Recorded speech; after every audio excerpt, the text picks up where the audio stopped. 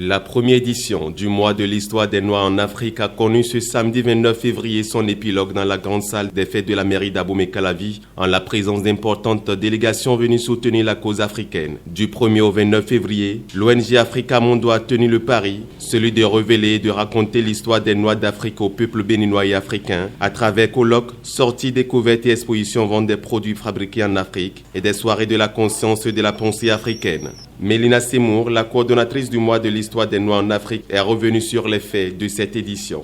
Aujourd'hui, en ce dernier jour du mois de l'histoire des Noirs, pour la première fois célébré de cette façon au Bénin et dans 6 pays d'Afrique, nous avons eu un engouement populaire. Pourtant, nous avons fait tout cela avec nos propres moyens, nos propres fonds. Et sans crier gare, sans effectivement faire énormément de tapage, nous avons su mobiliser les gens à travers les réseaux sociaux, à travers les médias qui ont bien voulu nous donner un coup de main et qui ont participé justement à l'amplification de cet événement. Pour clôturer le mois de l'histoire des Noirs en Afrique, la soirée des femmes noires inspirantes a connu la remise de trophées à 10 lauréates. La présidente du jury du concours, Madame Dey-Marie Fall, a eu du mal à dégager les lauréates, les unes aussi inspirantes que les autres, mais il fallait aller au bout. J'ai été présidente du jury pour la première édition du concours Femmes Noires Inspirantes qui s'est tenu à Québec, au Canada, l'année dernière en 2019. Donc celle-ci, c'est la 2e édition. Et je dois dire que tous les ans, depuis l'année dernière, c'est toujours un problème. Nous sommes confrontés à des choix durs et difficiles parce que la plupart des femmes qui se présentent mériteraient d'être retenues finalistes. Mais c'est ainsi dans la vie. Il y a ainsi les concours et dans les concours, c'est toujours serré.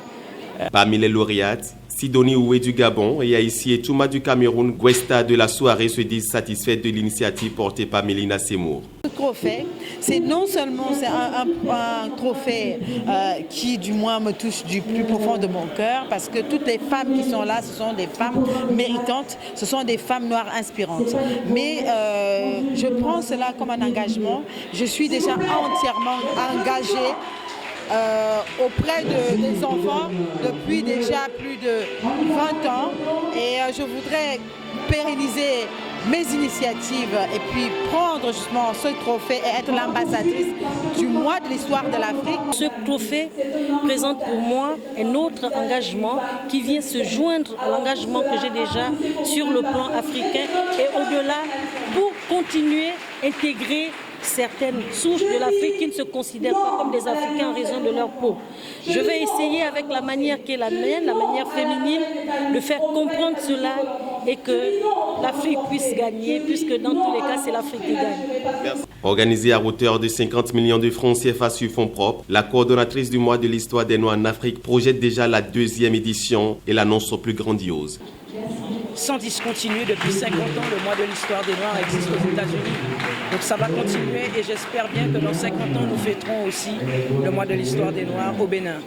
Une petite nouveauté, nous sommes en train de travailler sur un Black History Month Africa Tour où nous allons faire plusieurs stations dans plusieurs pays différents et ça va être aussi une très belle initiative et on commence les demandes de partenariat dès demain. Cette loi d'initiative a enregistré la présentation et la lecture du projet de motion parlementaire en faveur des Africains et des Afro-descendants ainsi que l'officialisation du mois de l'histoire des Noirs. Merci beaucoup, bonne soirée à vous.